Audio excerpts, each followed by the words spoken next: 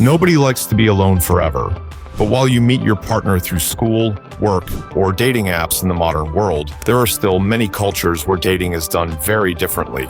Today, we bring you some crazy and weird mating rituals from foreign cultures that are truly unbelievable. For example, in the West African country of Ghana, there is the Trokosi ritual. Although the name doesn't sound too scary, it's one of the most disturbing marriage rituals in the world. In this ancient tradition, priests and pastors perform marriages, not to people of the same age, but to underage. Parents give their daughters, usually only 5 to 10 years old, to priests, hoping that it will bring them the grace of the gods. The priests then imprison these girls in tiny houses near the church and force them to serve them for years, working in the church and their households. Shockingly, the girls are also expected to serve as sexual partners for the men. Fortunately, the Trokosi system has now been criminalized across West Africa and is punishable by up to 3 years in prison. Sadly, however, there are still cases of parents giving their daughters away. Human rights organizations have released over 2,000 girls in the last 7 years alone, but not a single case has been brought to court. In Kyrgyzstan, Kazakhstan, and other parts of Central Asia, there is still a strange mating ritual that is quite shocking. It is the custom of alakachu, which means pack up and run. And that's precisely what it is. To find a suitable wife, men simply kidnap a woman they like and marry her immediately. This is done with the consent of the bride's family, but without the woman's knowledge. The women, taken entirely by surprise, are dragged straight from their homes to the man's family home, where there is a wedding feast with all the relatives. Most women do not dare say no, because they do not want to disappoint their parents. Incredible as it may sound, this tradition is still seen by many as romantic bride stealing rather than a criminal offense. It is estimated that around 25 to 50% of all marriages in Kyrgyzstan are arranged through alakachu. This is even though bride kidnapping has long been prohibited by law. Now we come to a ritual that is hard to believe, the so-called anti-test. Until recently, it was perfectly normal among the Banyankole tribe in Uganda for engaged couples to undergo a test to see if the couple's marriage would last. The bride's aunt performs the test. The man and the woman must prove to the aunt that they will make good husbands and wives. The aunt's test is not just a series of questions. The bride-to-be has to show her future husband's aunt that she is good at household chores, such as cooking and cleaning. The aunt also checks that the bride is still a virgin. The way the aunt of his future wife tests the groom is much stranger. He actually has to spend a private night with the aunt. The following day, the man has to wait for the aunt's verdict. After the sexual act, the aunt will judge whether the man can satisfy her niece. Couples are only allowed to marry if the aunt's assessment of their domestic skills and performance in the bedroom is positive. Now that we've introduced you to some mating rituals that are often far from pleasant for those involved, let's move on to the much more relaxed Mahinaku tribe. The Amazonian people of Brazil allow young people a great deal of freedom in choosing a mate, and women are even more free to express themselves than men. If a young woman is interested in a man, she can sneak into his hut at night and spend the night with him if she wants to.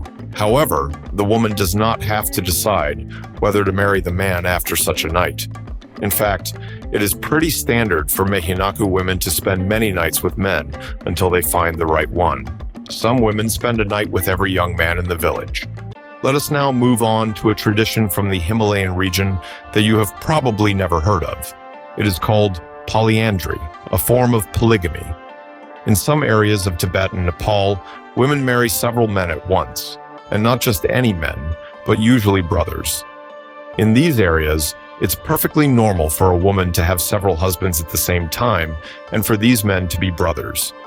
There is a practical reason for this strange tradition. Because arable land, and therefore the source of life, is limited, people want to limit the number of offspring.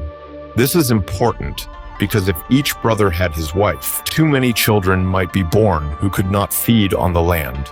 If all the men are brothers, there are no disputes about family relationships because the land remains in the same family.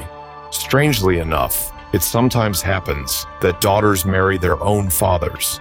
If a father has no sons but only daughters, and the family lives far away, some men see this as the only way to produce new offspring for their land. Fortunately, the following ritual on our list is extinct, but it's so strange that we want to describe it to you. The Tiwi tribe had a long tradition of allowing men to choose their future wives as soon as they were born. This was based on a belief deeply rooted in Tiwi culture. The Tiwi believed that any woman could become pregnant at any time through a spirit. To ensure that no woman was unmarried when this happened, and that no child was left without a father, Tiwi families offered their daughters to a man as soon as they were born. This also meant that the Tiwis were probably the only people in the world with no illegitimate children. How could there be? Girls lived with their parents until age 14, at which point marriage was arranged, and they went off to live with the men who had chosen them. However, women were often able to select their husbands later, as their first husbands would often be up to 40 years older and would die soon enough. Women could then choose who would be their second husband. We continue with a strange mating ritual from northern Alaska, specifically a custom of the Inuit people who live there. In fact, in some Inuit communities, it is customary for men to share their wives with other men. There are two main reasons for this. One is to strengthen ties between different families and villages, and the other is to increase the gene pool and make communities more resistant to various diseases. They even organize wife-swapping parties, where potential partners can get to know each other.